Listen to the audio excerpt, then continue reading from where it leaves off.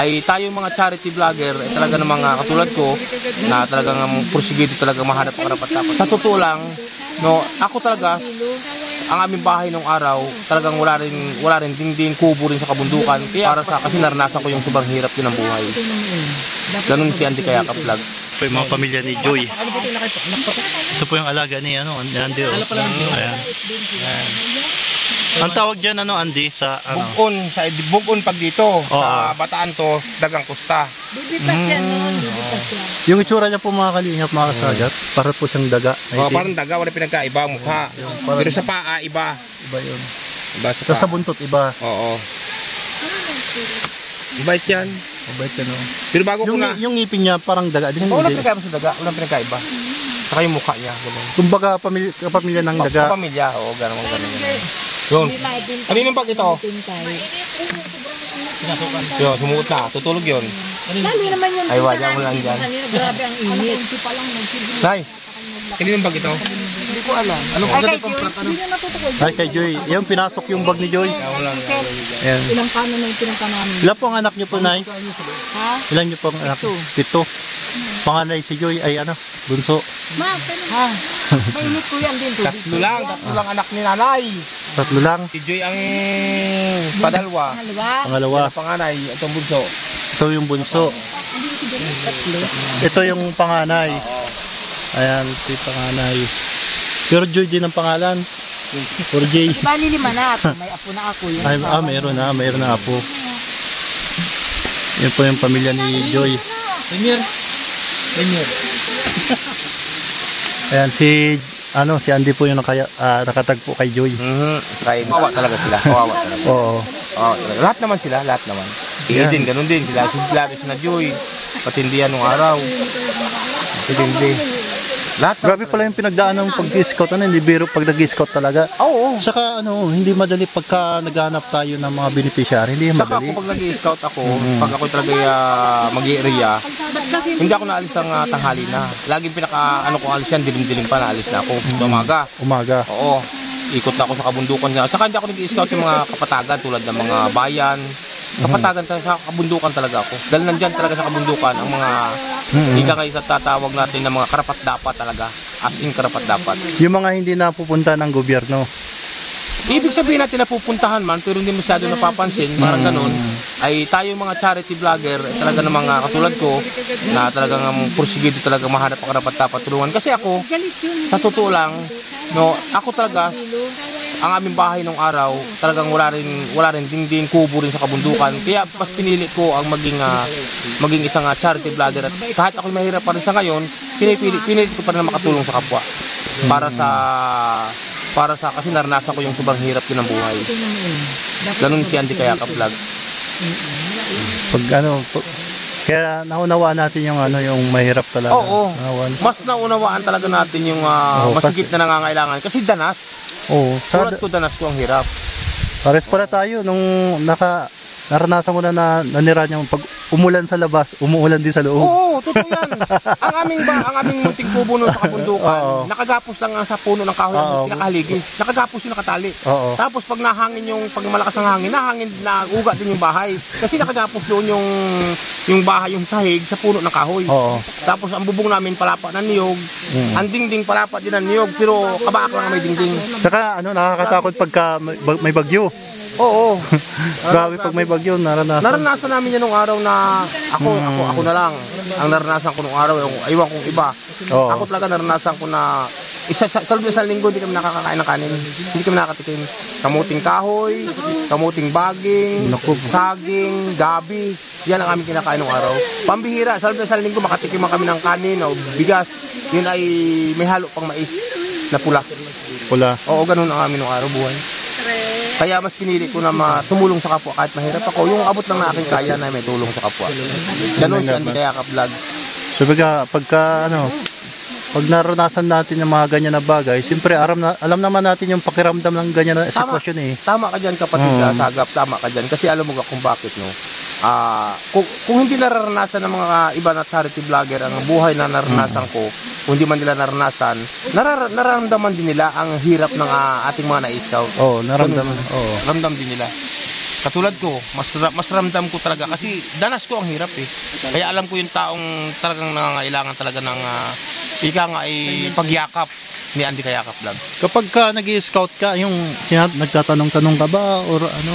Minsan halimbawa, ang ginagawa ko ganito pag ako nag-i-scout, siyempre, akit ako ng kabundukan, iiwan ko yung aking service sa kung saan lang aabot yung service. Kung ko iiwan yun, maglalakad na ako niyan.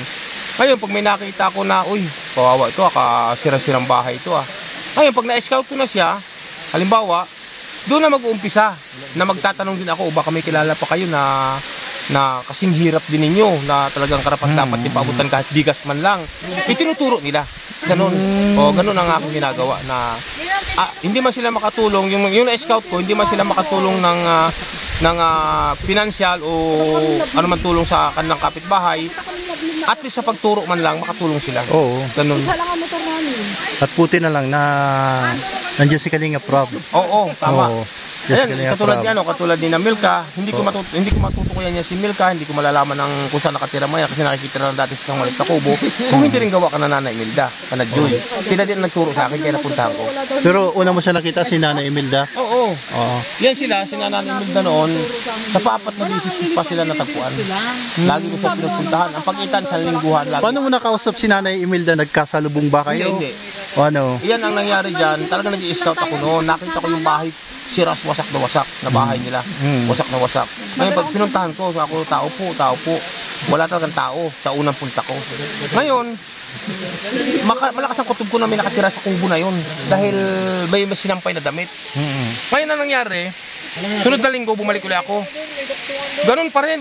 Wala pa rin tao. Ngayon, sa dumaan ulit ang linggo na naman, bumalik ulit ako. Kada isang linggo ako bumalik eh. Dapat tatlong balik ko sa Nanay Imelda ako na Joy Diwata, wala pa rin tao. Doon ako umisip, galing akong bundok, galing ako kabundukan. Mas bundok ngayon kanila, galing pa rin ako na kabundukan. Doon ko naisip na sa paapat na punta ko at wala akong matagpuan tao sa bahay na ito o sa kubo na to, titigilan ko na ito. Sa awa ng Panginoon Diyos, si Ama si Allah, doon ko natagpuan na may tao. Na yun nga si Nanay Imelda. Sa paapat. Sa paapat kong balik. Doon ko sila natagpuan. Kaya yun, doon na nag-umpisa ang kwento ng buhay. So si Milka magkakonektado lang. Si Milka malayo. Malayo. Malayo, basta tuktok talaga ng bundok. Si Milka. Na tinitirhan ng mayan, isang kubo nila na maliit na hindi pa kanila. Ay naku. Siksikan sila doon, magkakapatid, mag-aama. Tapos bulag pa yung ano. Bulag ang nanay, bulag ang tatay. Yun, tumulong-aluha ko doon, katulang. Tumulong ako sa unang tagpo namin. Tumulong-aluha ko talaga kasi kumanta si tatay, magaling mag-gitara. Magaling kumanta si tatay, yung papa ni Milka. Ganun nangyari yun.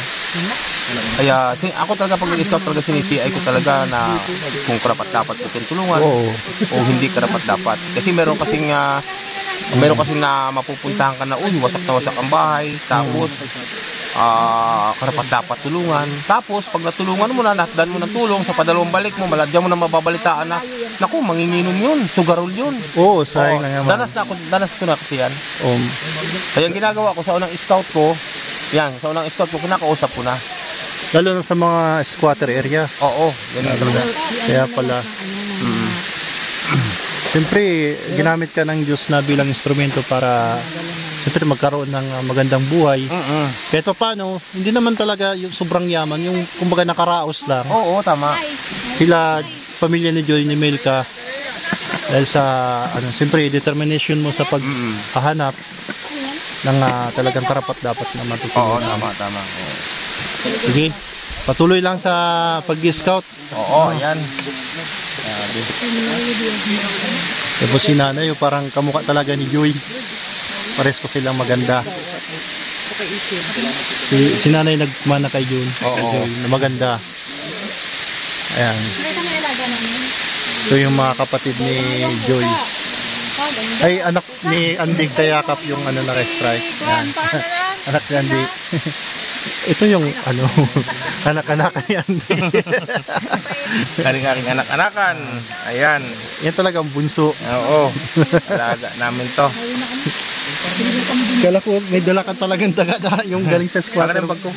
Yung galing sa squatter bang daga. Sabi ko, nagtaka po, may dagat. Yung pala, yan? Parang kapares ng pamilya ng dagat. Marlo, yung mga doon, yung mga gamit pinggan lagay na sa sako. So, batsin na po kami, mga kalingap. mga kaibigan, at rinig po natin ang sakripisyo po talaga ni Andy Kayakap. Talaga tudo. Talagang hindi po biro talaga ang paghahanap. At hindi basta-basta na boom, instant, may nahanap na agad. Siyempre, sinusuri yan sinisiya yan Diba? Hindi madali na pag nakakita tayo ng ganito, basta lang maganda or basta lang ganitong buhay, may mga qualification, may mga ano pala yan, may karanasan. Sa hirap. Yan. Ayun po, no, mga kababayan, no. Yung hindi pa po nakakilala sa akin, Andy Kayakap Vlogs po. Paki-subscribe. Si Musmos. Si Musmos. Si Musmos. Yan. Si Lods Kalampito sa si Papa Prano. Maraming salamat sa oras natin. At kami po ay babatsi na sa Maligaya, Barangay Maligaya. Yan. At kunin na po natin yung chinilas. Excuse daw, kunin ko lang yung chinilas. Ayan. Maligyan na kami na, nakakaintindi na kami Bicol. Nakakaintindi man. Uy, umiyak na. Umiyak na. Apo nyo po yan? Yep, makaapo mo po yan? Ha? Makaapo. Anak niya. Apo. Ay, apo ni nanay. Tara na ano na tayo? Mabatsi na. Ayan. So, alis na po kami at siyempre, busog na din po kami. So, hanggang sa muli po mga kalingap, mga kasagap, sa mga gusto po mag-order po ng Acid Guard Plus, mari po kayo mag-PM po sa akin. At siyempre, ito na po yung pagkakataon para gumaling po ang inyong mga karamdaman. Dito po si Kalingap Prab. At dito po kami sa pinakamagandang lugar. Yan. Sabi nga sa Indonesia, salamat pagi semua. Ada kita di sini di sungai. Ada bersama Andi. Ada kita bersama Kalampitos. Terima kasih semua. Yan. Sekarang saya pergi di Dait. Terima kasih semua. Bye-bye.